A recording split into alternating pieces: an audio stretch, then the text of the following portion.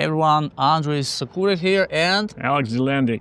we're here to show you this incredible property that we just have renovated. It's a really nice property, a starter home, and the most exciting thing that we didn't spend a penny to buy this home. We bought it from a wholesaler, just like you. And really cool thing, the wholesaler made, there were two, they made $70,000, unbelievable. And we made, how much we made? I think it's not that exciting, but we actually made less than 10.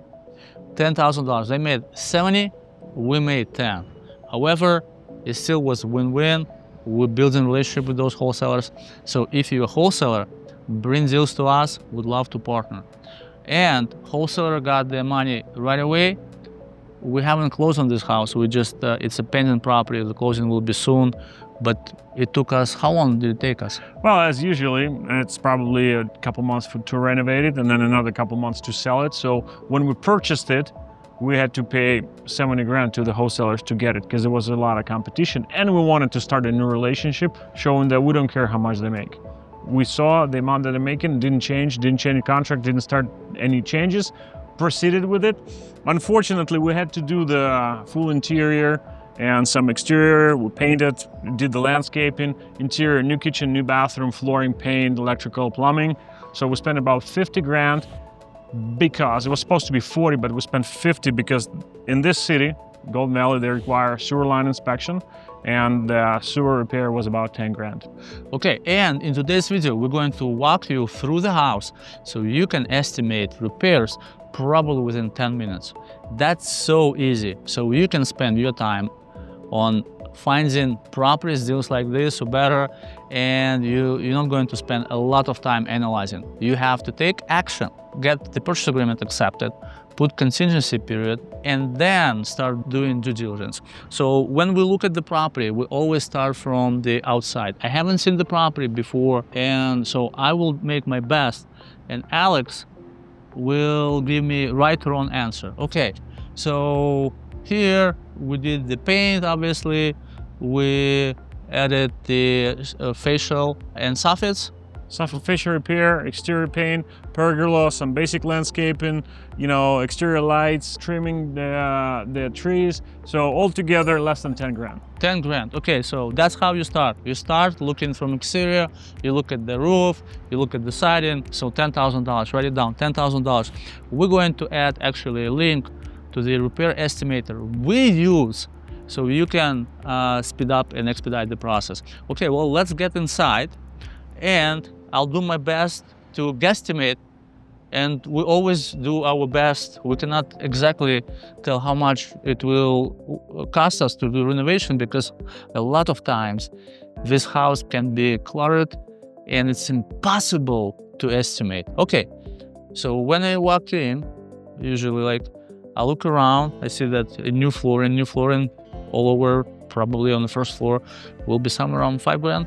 Yes, we use LVP or LVT. In this case, the kitchen is connected directly to the dining room, so we did not want to have a transition. So $100.50 for LVP. Prices might be going up soon. About $450 to refinish hardwood. LVP $150 plus a couple bucks for installation per foot. So you can just multiply it $450 or $5 or $4 depending on your market. And the square footage of the main level here is about 900 square feet. So there it comes, 3,600 to 5,000, something like that. I look at the flooring. We needed to repair floor, and then we need to paint. To paint a house like this 900 square feet home probably will be $3,500. Yes, and I would say that when coming to paint, it's a lot about the prep. So there was a little bit of, it was a very dated home, so we had to do some areas 2 times, and therefore I would say it's going to be more like 5 because the windows and all the trim was supposed to be enameled, was supposed to be finished, sanded down, and get ready for the enamel because it was yellow, it was dated. In order for us to make it nice and contemporary, we had to redo it. So an enamel costs money. Okay, I agree. So $5,000 for flooring, $5,000 for painting. Next, the most expensive item will be kitchen. And kitchen brings you the highest rate of return on your investment. So the kitchen, usually we estimate $10,000 to $12,000 for entire block. It includes appliances, it includes the countertops, it includes the licensed electrician and plumbing work. So $12,000 to $15,000. Yeah, somewhere around including that. cabinets, backsplash, countertop, appliance set, plumbing and electrical. And so yeah, 10,000 for this type of kitchen, this size of kitchen is gonna be a good rough estimate. Yeah. And next, the most expensive element, if I walk, I go exactly the same way I would do the house inspection. Then we have a bathroom, and for the entire bathroom, we use $5,000. If we need to refinish, if we can refinish, we will do refinishing. Yeah. This is the old top that was enameled, refinished. As you see, we prefer to save old hardwood and old tubs because they're solid, made like they don't make it anymore. They don't crack, they don't bend. So hardwood refinished, tub refinished, new backsplash, new plumbing, new vanity. That's usually another $5,000 for an average bathroom of this type. Yeah, very good. Okay, so we didn't change the doors. We just painted and we just changed the hardware, right? So correct. So for a house of this, in this price range, even though it's in the middle of the Twin Cities, this is pretty affordable home because it's going to be under $400,000 after renovation. It made no sense because the doors are in great shape. They were just dated color-wise. So because we had to enamel trim, we did the same to the doors. Obviously, the new hardware matching should be installed to make it look a little bit better, more contemporary. So in this bedroom, we did normal paint, we did flooring, and I also see that licensed electrician had to check out every outlet to make sure that it works properly, it's safe for the family to move in. Correct. So you need to understand your buyer profile. So this house is designed for either a first-time home buyer or somebody who doesn't need a huge property. It has a mid-size or small yard. It has 3 bedrooms of an average size on the main level. It has a playroom or pool room in the basement, and that's about it, only 1-car garage. So, because of that, it is still designed to be very affordable. But at the same time, the buyer coming in will probably bring an appraiser and an inspector. And you do not want to stall your selling process, therefore you want to have an electrician, plumber, any other specialty trades to go through and remove any hazards. If we see a hazardous item, it must be mitigated.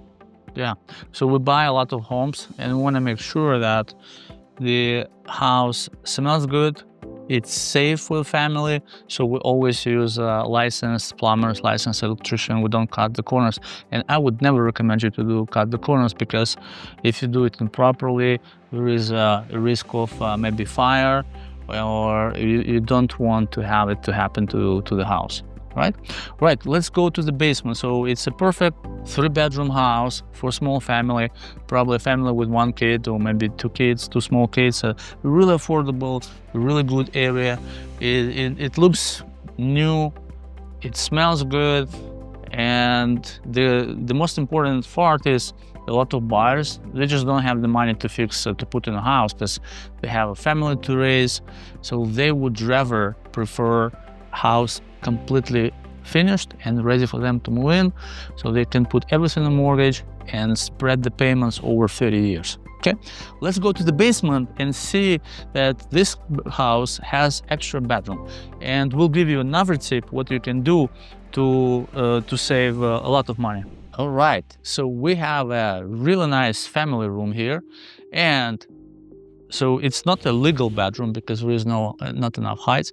Also, it should be egress window, and this is not egress window. But in this case, we decided not to put egress window because we already have 3 bedrooms upstairs. If it was 2-bedroom house, we would put for sure egress window here so we can mark it properly as a 3-bedroom home. There's not much difference between 3-bedroom and 4-bedroom.